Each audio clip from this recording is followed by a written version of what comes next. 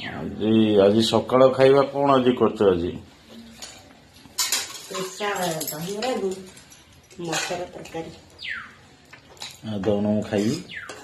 ତମେ କଣ କୋଉ ଦୋକାନରେ ଆଣେ? ମତେ ପଇସା ଦେଲେ ଇଏ କାରଣ ଦୋକାନ ଠାରୁ ବହୁତ ଟେଷ୍ଟ।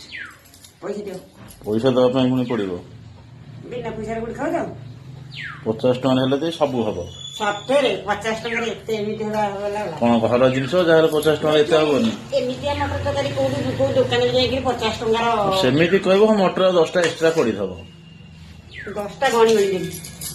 କଣ କର ଆଉ ମତେ ଆମ ଘର ପଇସା ଘରେ ତ ରହିବ, ଆଉ ମତେ 50 ଟଙ୍କା ମତେ ଦିଅ।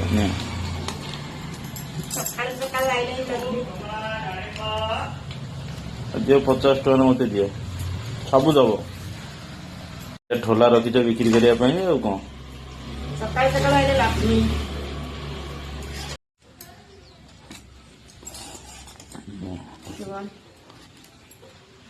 ପଇସା ନେଇଛନ୍ତି ଆଉ ଚନ୍ଦେଇକିରି ଯୋଉ ଗୋଟୁଆ ଯୁଆଡୁ ହିସାବ କରିକିରି ଆଉ କଣ ଏମିତି ପଇସା ନୁହେଁ କି କହେ ପଇସା ତ ସବୁ ଖର୍ଚ୍ଚ ହଉଛି, ପଇସା କଣ କିନ୍ତୁ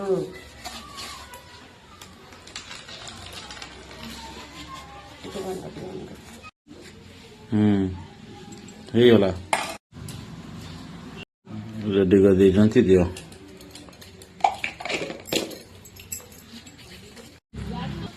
ଭଲ ଲାଗୁଛି? ବଢିଆ ଲାଗୁଛି।